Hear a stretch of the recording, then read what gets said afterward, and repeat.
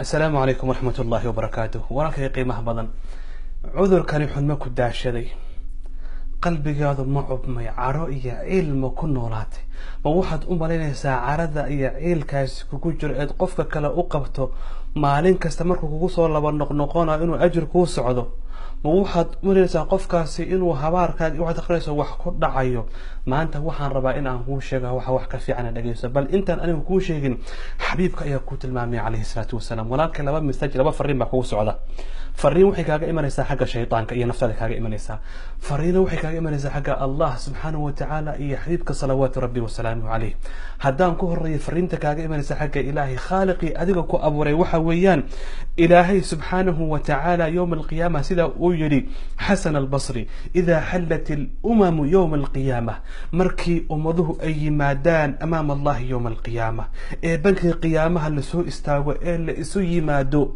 نودي ولا دواقيا مركاسا dadku indhay soo wada taagayaan Hasan al-Basri baale markaasa waxa la leeyahay ninka dhawaaqaya waxa uu leeyahay malka dhawaaqaya waxa uu leeyahay ya ilaahi agtiisa ajir ka sugaya man kaana indahu ajrun ala Allah ilaahi ya ajr kulih oo ka sugaya nin walba qoortu soo taagaya laakiin ajrka heli maayaan illa al-aafuna 'ani an-nas kuba qalbiga furan kuba caloosh xaadan kuba dadka cafiya baa helaya maxaa yeelay ilaahay baa dhahaya faman afa wa aslaha fa ajruhu ala Allah faman afa wa aslaha fa ajruhu ala Allah qofka iska cafiya dadka qofka dadka iska cafiya afis ma aha kaliyata bal wa aslaha qofkii wax idin ka dhaxeeyo waa ku cafiye iska baxmaadan ku dhihin markaad cafisay bal calaaqadii baad wanaajisay wajigii baad furtay hadiyad baad u dirtay waad xariirisay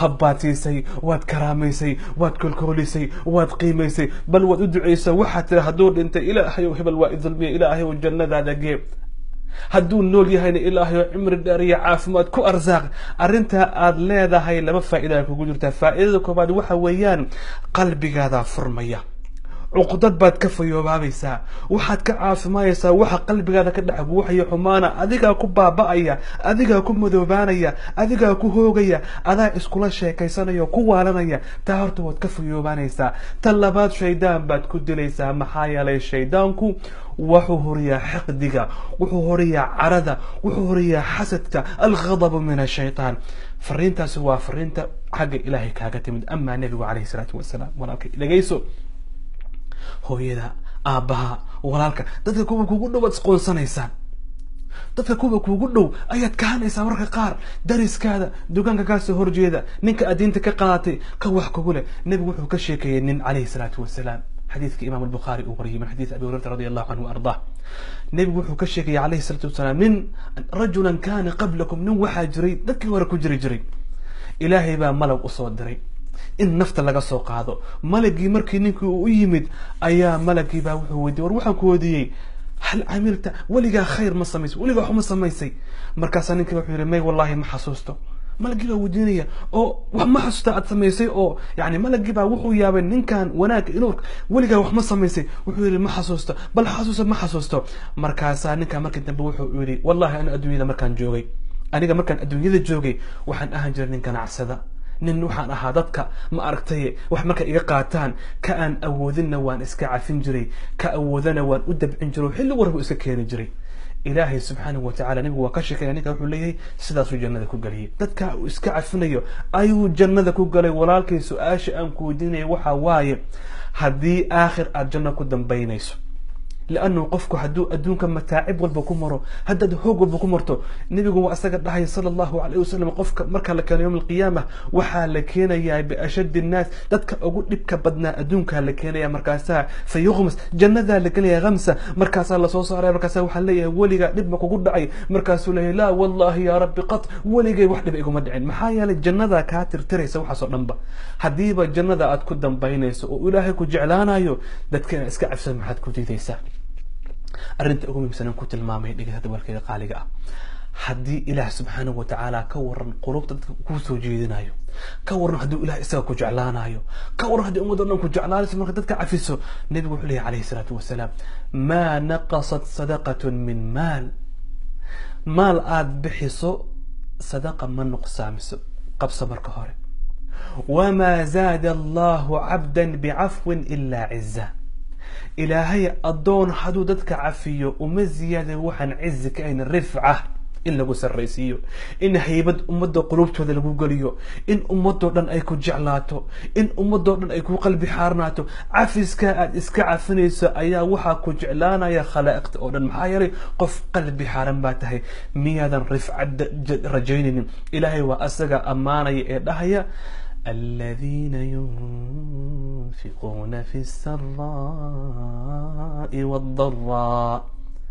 kuba wax bixiya xilliga ay ku jiraan dhibaatada iyo xilliga ay barwaaqaysan yihiin, xilliga ay waxa yar haystaan iyo xilliga ay waxa badan haystaan.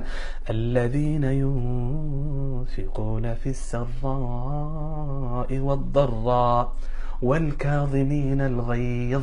kuba carada damiya. والعافين عن الناس. kuba dadka iska cafiya. wuxuu oran jiray muctasim billah axad umaraa ilmuslimiin, wuxuu oran jiray ladat alcafwi aladu min ladat alintiqaam. dhadhanka aad ka helayso inaad qof cafiso ayaa waxay ka dhadhaniyi macaan badan tahay inaad caro iyo aarkoos aad ku jirta maanta dhanba, inaad qof iska cafiso. hadda ka hor ayaa waxaa la yidhi axad almuluuk muslimiinta kamid ah, boqorada muslimiinta kamid ah, ayaa asaaro iyo waxbuu soo qafaashay. dagaalkii markii la galay ayaa dad fara badan ayaa gacmihiisa kusoo dhacay. markii la keenay ayaa nin kamid a culimadii weydiiyey, wuxuu ku yidhi dadkan maxaan ku samaynaa, bal xukmi. markaasaa ninkii sheekh ahba wuxuu ku yidhi adiga saad ilaahay jeclayd buu kuu sameeyo, gacantii kuu soo geliya, waad soo qafaalatay. laakiin adigu siduu ilaahay jecel yahay samee oo iska cafi. markaasuu iska cafiyey. adiga sida aad jecleed ilaahay waa kuu soo biyey oo ilaahay gacantaada kusoo weyriday ma ahano ha ilaahay wuxuu jecel yahay soo bi adiga oo samee oo iyagana iska wada cafi. markaasuu kulligood ooda ka qaada wuu cafiyey. qofka muslimka, qofka mu'minka waasica sadr, waa qof qalbi ballaaran, waa qof dadka cafiya. habeenkii ma seexda ilaa uu cid kasta iska cafiyo, bal uu weliba duco ugu daro. walaalkayga sharafta badan, walaashayda quruxda badan, ka faa'iidayso jaaniskan adduunka inta aad joogto. ku biir kooxdaas uu ilaahay yidhi waalcaafiina can innaas. kuwa dadka iska cafiya. wallahu yuxibu almuxsiniin. muwaxidiinta sifaadkaale ilaahay wuu jeclayay. wallahu yuxibu almuxsiniin. ilaahay subxaanahu watacaala wuu jecel yahay muwaxidiinta sifaadkaasoo kale. ilaahay baa subxaanahu watacaala jecel. ilaahay baa subxaanahu watacaala jecel oo cizaynaya oo weyneynaya. ilaahay baa subxaanahu watacaala janno ugu bishaaraynaya. waxa aan kusoo gabagabaynayaa akhi alfaadil, waxaan kusoo gabagabaynaya walaashayda qiimaha badanay, maalmaha dunida aad ku nooshahay waa ay kooban tahay. qof kastana waa isku dhici kartaan. qofka kugu dhow carab iyo ilka ayaa isqooma. dad waxaad arkaysaa maanta dhan ka sheekeynaya qof hal maalin dhibaateeyey. qof waxaad arkaysaa ka sheekeynaya qiso yaroo maalin ku dhacday. hadda ka hor waxaa igu dhacay, nin baa i xumeeyey, gabadh baa i xumaysay, ragga soomaaliyeed gabdhaha i xumeeyaan. dad baa usoo gala life maalin kasta in ay ka sheekayaan ragga soomaaliyeed waa rag xun, gabdhaha soomaaliyeed waa gabdho xun, waxaana la isku sameeyey, kanaa la isku sameeyey. cafi lagama sheekeynayo, in ummadda la isku soo dhawey lagama sheekeynayo, in maxab iyo jaceyl la samey laiskuma sheekeynayo, in reeraha dib loo dhisa lagama sheekeynayo, in la isnaco oo ajaanib la kala raaco oo yaa laga sheekeynaya. walaalayaal ummadda isku soo dhaweeya. cafiga iyo tasaamuxane, cafwiga iyo tasaamuxane waxaa lagu gaaraa manaasil aadan meel kale ku gaaraynin. dib u raac qisooyinka iyo storygii Nelson Mandela oo kale, markii uu guulaystay dhammaan dadkao dhan waa iska cafiyey. dib ugu noqo xibkeena calayhi salaatu wasalaam, markii maka u furtay kulligood waa u wada cafiyey. dadkii oo dhan waa u wada cafiyey. maalintii nabiga calayhi salaatu wasalaam maka uu soo duldegay asoo intaasoo kumanaan oo saxaabi oo ciidana wata. habeenkaas saxaabada waxaa la dhahay nalka iyo iftiinka ka baxaya faynuusada ay shidan yihiin magaalo waxaad u malaysaa Los Angeles baad u malaysaa, waxaad u malaysaa New York oo kale, makaad u malaysaa caasimad weyn baad u malaysaa. allahu akbar.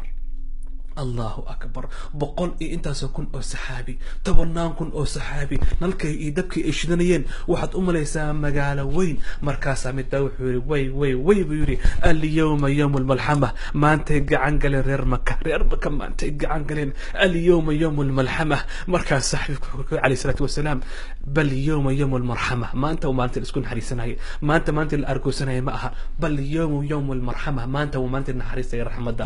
walaalkayga qaaliga دين التسامح، دين العفو إلهي كوسو دجيه، عفوك إيه سعة صدرك كنولو إلهي بأسك الله سبحانه وتعالى. وفمن عفا وأصلح فأجره على الله، حدا دوني سأجر أن سوق وبن إلهي أتسكيت كوغوه عفسك وتدار. حياك الله وبياك وجعل الجنة مثواي مثواك، وبارك الله فيكم. السلام عليكم ورحمة الله وبركاته.